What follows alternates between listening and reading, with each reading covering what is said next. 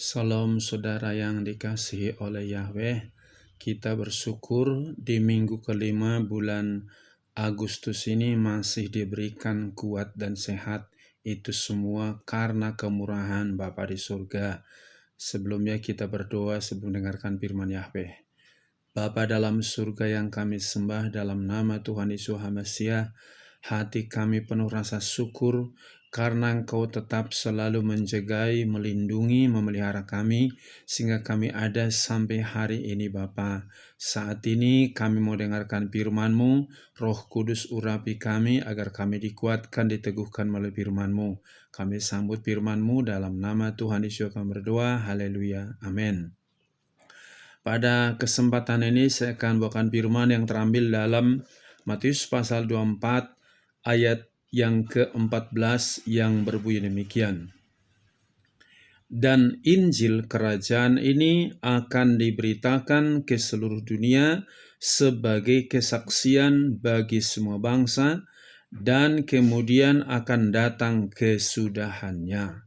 Kalau kita perhatikan di sini, Injil harus diberitakan dulu, baru Tuhan Yesus datang kedua kalinya. Akhir-akhir ini banyak kita mendengarkan berita, bukan berita Injil yang disampaikan orang, tapi berita penyakit, berita kejahatan, berita berbagai macam kesulitan yang kita dengar di mana-mana, bukan hanya di negara kita, di negara lain juga. Bahkan perang di mana-mana. Dan itu bukan itu yang dimaksudkan berita, tetapi berita Injil itu. Injil itu artinya kabar sukacita, ya, berita keselamatan, kabar baik, yaitu melalui Tuhan Yesus yang datang dari surga ke bumi untuk menebus dosa manusia. Kalau kita lihat di dunia ini ada banyak agama. Banyak doktrin, satu agama, beda-beda doktrin, dan itu tidak pernah membawa manusia masuk ke dalam kerajaan surga. Agama manapun tidak bisa membawa manusia masuk ke dalam kerajaan surga. Kita harus berpatokan sebagaimana firman yang mengatakan tadi, Injil ini harus diberitakan ke seluruh dunia sebagai kesaksian. Jadi jelas tadi arti Injil itu adalah kabar baik, berita sukacita, berita penebusan dosa kepada manusia melalui Tuhan Yesus HaMasiah. Nah, yang pertama-tama apa isi Injil itu? Yang pertama-tama kita harus sadar di dalam pemberitaan Injil itu yang perlu kita sampaikan bahwa Tuhan Yesus itu adalah Roh Kudus yang berubah menjadi manusia. Di dalam Lukas pasal 1 ayat 30-35, bagaimana Maria diberitahukan akan mengandung dari Roh Kudus waktu dia masih bertunangan dengan Yusuf. Jadi manusianya Tuhan Yesus itu tidak sama dengan manusianya Adam, sebab Adam diciptakan dari debu tanah, tetapi Tuhan Yesus berasal daripada Roh Kudus. Yang kedua, Tuhan Yesus adalah Yahweh yang berubah menjadi manusia di dalam Yohanes pasal 1 ayat 1-3 di ayat yang ke-14 juga. Pada mulanya adalah firman, firman itu bersama dengan Elohim, dan firman itu adalah Elohim itu sendiri, segala sesuatu dijadikan oleh dia. Di ayat 14, dan firman itu telah menjadi manusia. Jadi siapa Tuhan Yesus? Dia adalah Yahweh yang berubah menjadi manusia. Jadi dari dua poin ini saja udah jelas Tuhan Yesus tidak sama dengan Adam. Apalagi kalau ada orang menyamakan nabinya dengan Tuhan Yesus, itu sangat-sangat menyesatkan. Karena apa? Tidak mungkin manusia sama dengan Tuhan Yesus, sebab Tuhan Yesus tadi dari Roh Kudus, dia firman yang berubah menjadi manusia. Dan kalau nabi-nabi, semua turunan Adam dan Hawa sudah punya dosa, ya, sudah punya kelemahan dan mengalami kematian. Yang ketiga, apa yang perlu kita sampaikan dalam Injil kepada orang lain, bahwa yang dapat menguduskan manusia hanya melalui tubuh dan darah Tuhan Yesus. Itu di dalam Ibrani pasal 9 ayat yang ke-11-14 dan juga Ibrani pasal 10 ayat 12 sampai 14. Nah, dalam perjanjian lama, setiap orang berdosa harus bawa korban domba atau lembu atau sapi untuk menghapus dosa orang berdosa itu. Dan bukan hanya orang berdosa, imam yang mempersembahkan, yaitu korban penghapus dosa bagi umat itu, dia juga harus bawa korban penghapus dosa buat dirinya sendiri. Tetapi Tuhan Yesus datang ke dalam dunia ini, dia mempersembahkan tubuhnya, darahnya sebagai korban yang kudus. Jadi yang bisa menebus dosa manusia bukan juga perbuatan baik kita, bukan amal kita. Dosa manusia hanya bisa ditebus oleh tubuh dan darah Tuhan Yesus HaMasiah. Sebab dia tadi berasal daripada Roh Kudus, dia Yahweh yang berubah jadi manusia, jelas tubuhnya, darahnya tidak ada dosa, tubuh dan darahnya adalah suci. Maka untuk menyucikan orang yang berdosa, harus juga yang menyucikannya suci. Tuhan Yesus suci, Tuhan Yesus benar, maka dia bisa menguduskan melalui kematiannya di atas kayu salib. Selain itu, apa yang perlu kita beritakan dalam berita Injil tadi, bahwa jalan satu-satunya untuk masuk ke dalam kerajaan surga hanya Tuhan Yesus. Di dalam Yohanes 14 ayat 1 sampai dengan 3 dan ayat 6 dikatakan, "Jangan biarkan hatimu gelisah, sebab aku pergi kepada Bapa dan menyediakan tempat bagimu. Nanti kalau sudah, aku datang lagi menjemput kamu, supaya di mana aku berada, kamu pun berada." Di ayat 6 dikatakan, "Akulah jalan, kebenaran, dan hidup, tidak seorang pun sampai kepada Bapa kalau tidak melalui aku." Jadi kalau ada orang mengatakan ada banyak jalan ke Roma, betul ke Roma banyak jalan, tetapi jalan untuk masuk surga hanya satu-satunya melalui Tuhan Yesus, sebab hanya Tuhan Yesus yang datang dari surga, turun ke bumi, naik lagi ke surga. Jadi yang tahu jalan surga hanya Tuhan Yesus. Nabi-nabi belum ada yang masuk surga. Ya, baru ada 2 orang, Elia dengan Henok, itu sudah di surga, dia nggak kembali. Dan kalau ada juga mengatakan naik turun surga, itu juga nggak benar. Karena yang benar itu saat nanti Tuhan Yesus datang kedua kalinya, dia akan menjemput kita dan membawa kita ke surga.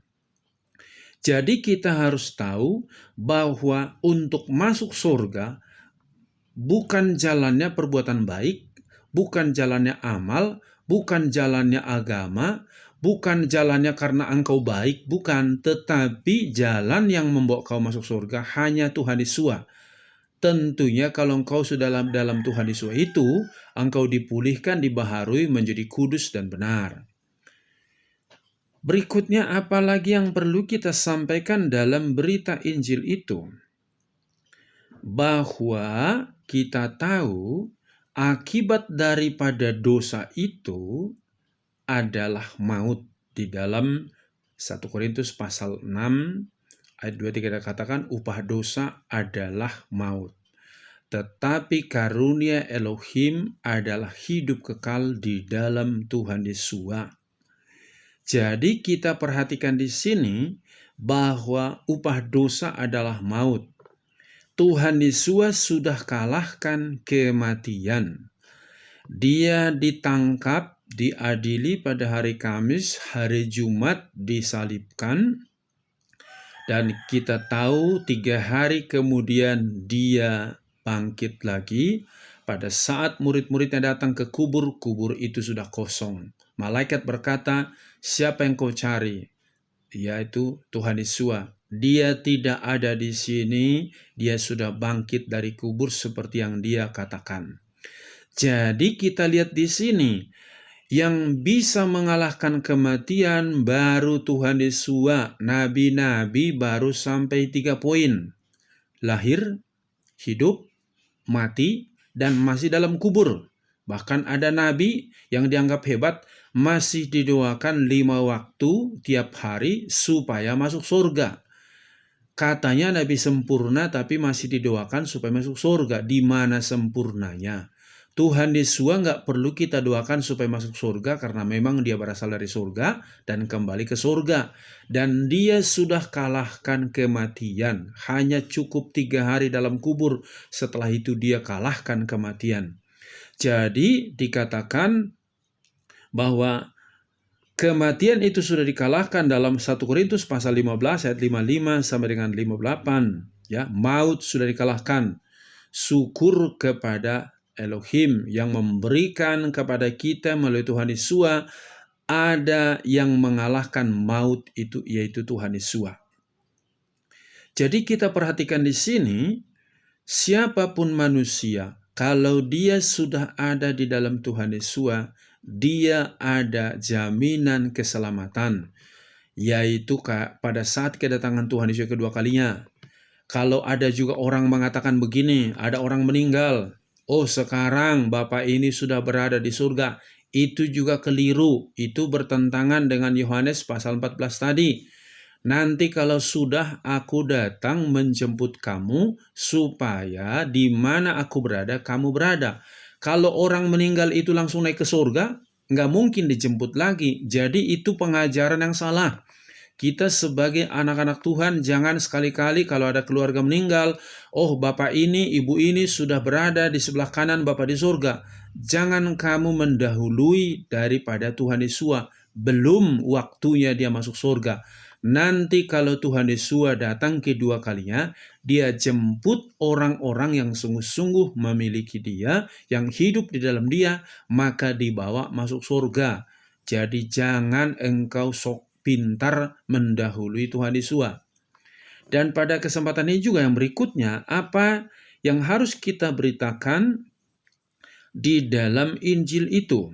Ya, ditegaskan siapa yang memperoleh atau siapa yang menerima Tuhan Yesus dalam hidupnya, dia memperoleh jaminan hidup kekal. Itu di dalam Yohanes pasal yang ke-6, kita perhatikan dalam Yohanes pasal yang ke-6, ayat yang ke-40 yang berbunyi demikian.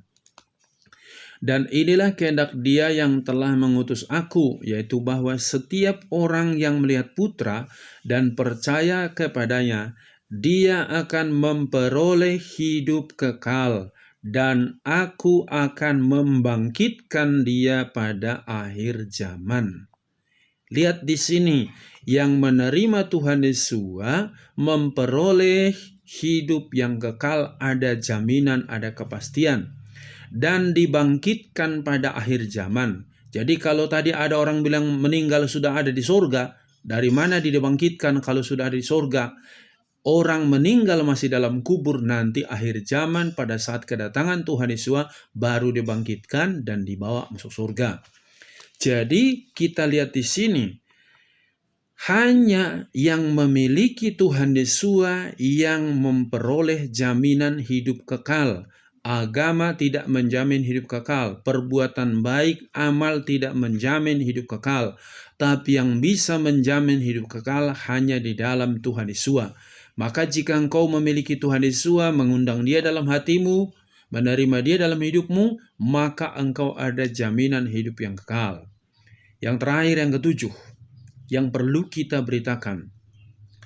Yang dibunuh karena memberitakan Injil, dia ada jaminan masuk surga. Seperti Stefanus, pada saat dia memberitakan Injil, dia dirajam pakai batu dan sampai mati. Dan di dalam Wahyu pasal yang ke-6 ayat 9-11, kapan engkau menghukum orang-orang yang membunuh kami karena Injil itu?